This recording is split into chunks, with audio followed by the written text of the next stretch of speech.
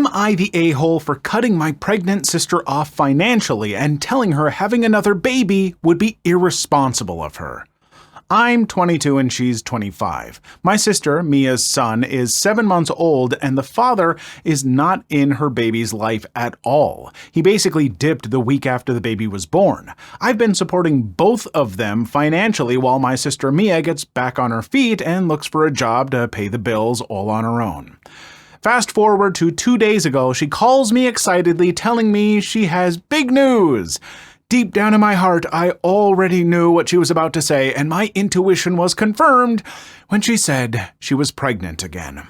She went on and on about how she met a new guy she hadn't told me about and how nice he treats her and the baby, that she really feels like he's the one, and how she can't wait for the family she was supposed to have. I basically laid it out straight to her. She hasn't been dating this guy for very long, and yet she's already pregnant and wanting to marry him simply because he treats her and the baby nicely. He isn't helping with bills or providing in any way. This was not likely to last, and she'll be a single mom of 2. Not to mention how dangerous it is to get pregnant this soon after giving birth.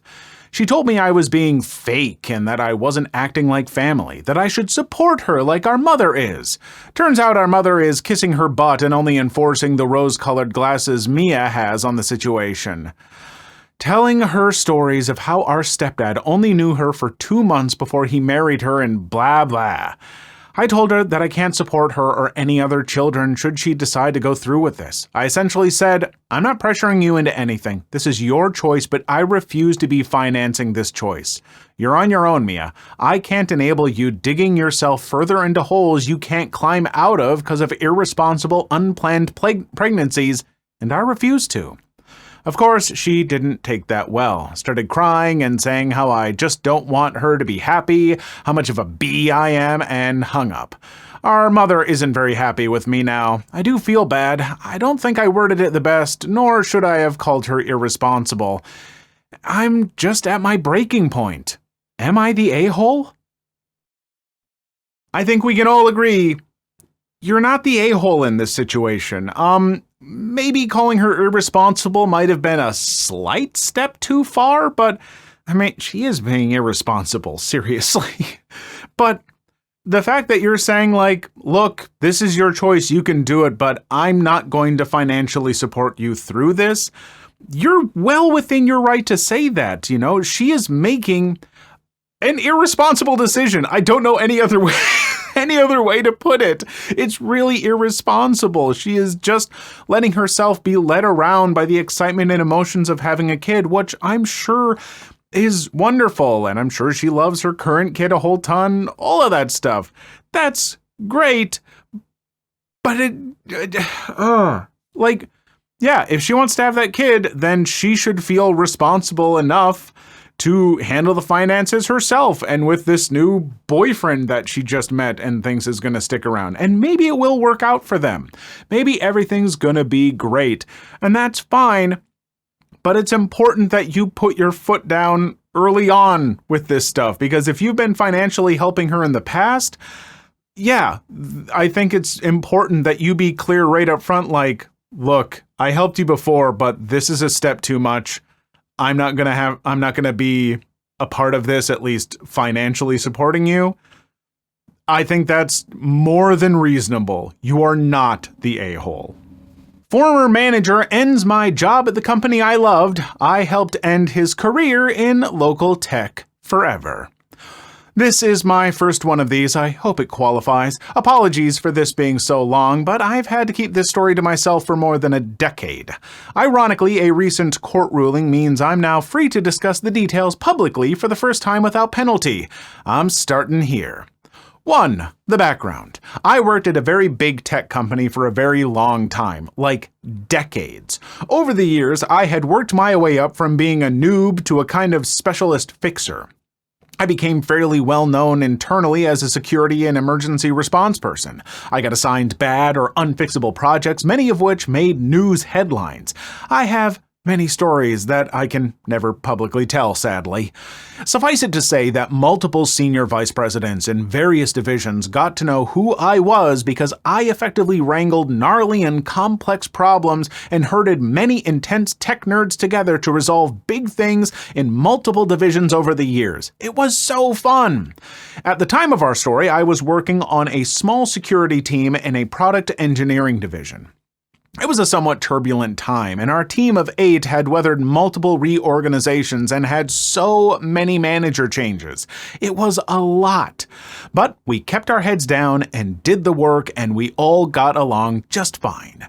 Sidebar, and relevant later, one of the better managers assigned to run our team immediately assigned me a huge and complicated and urgently important project to manage. It would involve people in 6 different divisions, had seriously big legal implications, and our senior VP wanted it to happen by an aggressive deadline within like 4 to 6 weeks. Oh, and my manager was leaving imminently on a long-planned vacation, so he apologetically would be away for the next 3 weeks and unable to assist. The project was to do something big and technical and which had never been done before, so no one was entirely sure how to do it, who all it would require, what steps in what order. Some of the key players had what we gently called difficult personalities. And oh, by the way, it would definitely make international news and cause a ripple in the industry when we did it. No big whoop. Manager was a decent guy, and he felt bad about leaving me with this thorny mess, and I did it. We got all the people from all the divisions in a room and mapped it all out on a whiteboard. It took days, and hashed out how to do it before the deadline, actually well before for bonus points. And we lined everyone up to get it done. Before we pulled the actual trigger on the very big thing, I had to attend a meeting with the VP and exec leadership, several levels of management above me, and with the legal team to present the plan and to assure all of the execs that we were ready and had it all handled. So I looked the VP in the eye and assured him that I got this. And then I did. The team did the big thing sooner than the deadline. It was flawless. We rocked that. Woot. Just another day at the office. 2. The inept manager. A few months after that epic project, our good manager left us for another role and someone new moved over from an unrelated division out of nowhere. We'll call him Inept Manager.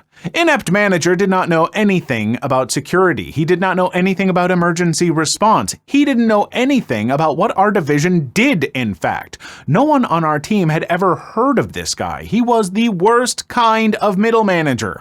Self-important, dismissive of everyone, cares most about appearances and ego, micromanages stuff he doesn't comprehend, and just makes everything worse. But he apparently knows people, and those people get him job assignments because of politics, loyalty. He certainly didn't have any skills or experience for our team. Ugh, that guy is the worst. One of Inept Manager's many weird quirks was that he didn't think it was appropriate for our team to disagree with or correct each other in front of other people. Things in tech, specifically product development, move pretty quickly, and things change all the time. So if some of our team was meeting with someone from another team, and something like, "So we decided to make the sky green and we're on schedule," and someone else on our team chimed in to say, "Actually, that's changed. We decided the sky is now going to be blue, and we pushed the deadline back 2 weeks. That just happened in an earlier meeting." Oh, okay, cool. Inept Manager would interrupt and say, "We clearly need to get on the same page. Let's end this meeting right now and reschedule when my team has all the facts straight." What? That's insane. We literally never have any meetings if we waited until everyone knew all of the same information all the time. Other teams would routinely leave meetings with us with inaccurate info which affected release schedules, resources. It was just a mess. 3. Inept Manager hostility. Shortly after Inept Manager became our manager, he started being really hostile to me. Not to everyone on the team, just me. As far as I knew, I hadn't done or said anything to earn his hostility. Suddenly, after 20 plus years at this company, I could do nothing right. While this jerk didn't actually understand most of what my job was, he was sure I wasn't doing it right, and he was quick to tell me so, and often in front of others, to the point that my coworkers would take me aside to ask if what the AF was going on. I didn't know either. The thing is, I was the only woman on the team, and I have a disability. Now, I've been through some things working in high tech over these decades. It was very much an old boys club back then, and I was fine. I'm not one to claim discrimination at the drop of a hat or for no reason. However, when I was trying to piece together the cause of this dude's hostility, some of his comments were sexist and not at all subtle. He didn't like that due to my disability and frankly my seniority, I was given one of the few offices with a door on it in our new building. The rest of our team was in open floor plan cubicles, which everyone hated. He was incensed that I, a lowly direct report and a woman, got an office and he didn't. I had more seniority than just about anyone, so even without my disability, I'd have scored the office ahead of him. Note that other men in our division got offices too because, again, seniority, and that bothered him less. But I was the only woman on our floor with a door, and I was his subordinate. His ego did not like it, not one bit. He threw a fit about it repeatedly. There were lots of other things he said. My favorite among them towards the end was him reprimanding me for my bad attitude in a meeting we'd just had. Inept manager had told me beforehand not to say anything during that meeting because he was insisting on sharing incorrect information again and he knew I'd want to correct it. So I sat quietly and kept my eyes on the PowerPoint presentation or the floor nearly the whole time. When I asked him how I'd had a bad attitude when I hadn't said anything, as he'd requested, "I didn't like the look on your face." Okay, dude.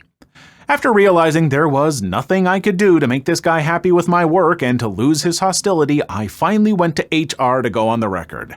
I knew they'd do F all about it, but I wanted to document it at least.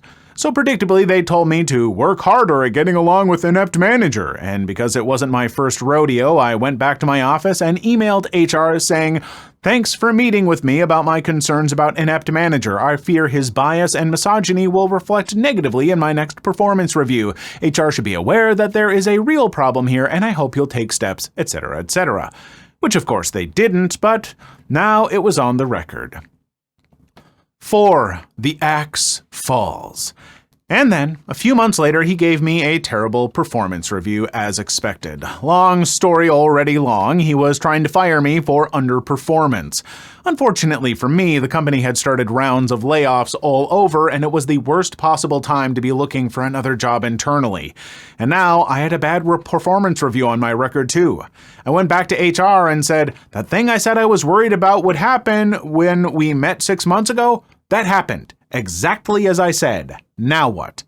HR, once again, was no help. Also, they'd done literally nothing, but hey, it was on the record again. Helpful for the attorney later. Blah, blah, blah. When I realized I couldn't find a new gig at my company because of all the layoffs, sigh, I scored a new job for much more money at a different local tech company, and pretty quickly. I live in a tech-heavy area. There was lots of shuffling between 3 to 4 companies during this time period, and we'd often bump into other company veterans at these other companies. It was a small world. With my track record and references, it was super easy. After that, I was lined up. I called an employment discrimination attorney to negotiate my exit from the company I thought I'd work at until I retired. Sad face. Because I had documentation with HR explaining inept manager's misogyny and ableism going back for some time, and because they'd done F all about it, and because there were witnesses who confirmed his behavior, they had no leg to stand on. They agreed to write me a relatively nice check to go away and to not sue them, and I agreed to not talk about the details of my separation agreement. I went down to my lawyer's office and signed the agreement. I looked to see who had signed the agreement for the company. I assumed it would be someone in HR, but it was still blank. I'd eventually get a copy once someone there signed it. I took my check and packed up my office and left. Bye, old company. I started my new job a few weeks later. 5. Karma begins. This was August of that year that I left. I got my copy of the executed contract in the mail in October. Who signed it for the company? Not HR, But my exec VP, the one who asked for the urgent, highly important, legally complicated project, the guy I looked in the eye personally and then delivered on this very big thing. He personally asked for. Before the deadline, he asked for. That is who signed off on my separation agreement. I suspect that he had no idea until that moment that I was gone, and I imagine that he likely had many questions about what the F had happened. And also, why did they have to pay me a chunk of money on the way out? Whoops. I chortled when I saw it. Since the VP knew me and we had some history, and Inept Manager was new to the division and was on one of hundreds of middle managers he'd likely never heard of, I'm guessing Inept Manager had some explaining to do. I really enjoyed the thought of that. 6. Karma for reals. Cut to November. As I mentioned, it was a relatively small community in the area, and those of us who worked in security, in particular at Company X, would often encounter other current and former colleagues at Company Y or Z or whatever. Heck, there was a ton of poaching going on in between the companies. One day I got an in-company chat from someone who'd worked in security at my old company. We'll call her Security Colleague. Security Colleague asked me if I knew someone named Inept Manager. Why, yes. Yes, I did. Why? Because Inept Manager was appearing on Security Colleague's schedule to interview for an open management position the very next day. It seems that shortly after my former exec VP had signed my separation agreement contract, Inept Manager was actively looking for a new job at a new company. Security Colleague asked me what I thought about Inept Manager. I said, I can't really talk about it for legal reasons, which, boom, everyone knows what that means. But if you want to ring my personal cell phone later this evening to catch up on old times, please do. She said I hypothetically shared some stories with her about Inept Manager. I also told her where his hot buttons are, the appearance/ego thing, the dominant stuff, etc., etc., and all about his misogyny and ableism, which was perfect since she was conducting his interview. I may have shared some specific scenarios and questions to ask which I knew would set him off. I wished her luck, and for the love of all that is holy, to please call me after, when appropriate, and tell me how it all went. It did not go well for Inept Manager. When Security Colleague rang me, I couldn't wait. How did it go? Well, he got combative and angry and yelled at me, twice, during his interview to be hired as a manager. Facepalm. There were lots more details now lost to me, except at the company, interview loops were assessed as such. Strong hire for this role, hire but not for this role, not a good fit for this job, but we like them. No hire ever, not for any role. Inept Manager's interview was rated that last one. No hire ever. Blacklisted from any job ever at one of the biggest tech companies in the world. After being pushed out the door of one of the other biggest tech companies in the world. Derp. Shortly after that, it appears that Inept Manager moved himself and his wife and kids a few states away to work at a smaller company in another region. It took less than 6 months from when I left my old company for him to be gone as well. What gets me still is that Inept Manager thought I was so inconsequential, so unimportant, that he didn't bother to check and see where I landed after he forced me out of the company I loved. And when he had to look for a job himself shortly thereafter, it also never occurred to him that I'd have connections with, thousands of colleagues I'd worked with over the years, some of whom could now be working at Company X or Y or Z where he was interviewing and where I'd scored a huge raise for myself.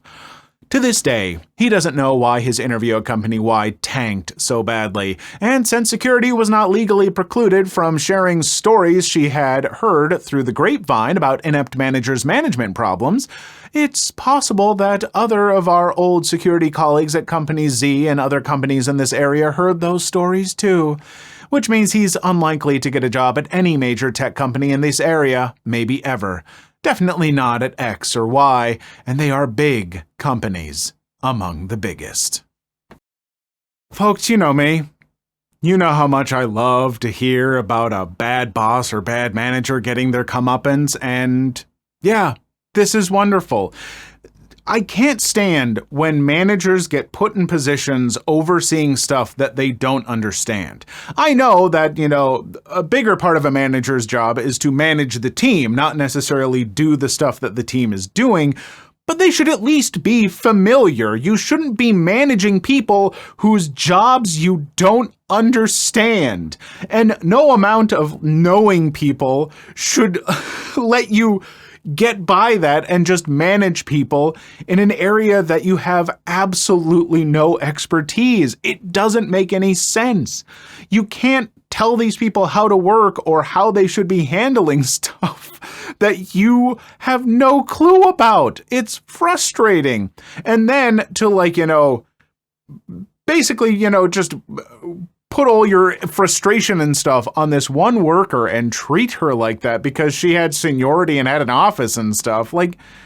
It's just gross. It's super gross. So yeah, the guy got what he deserved.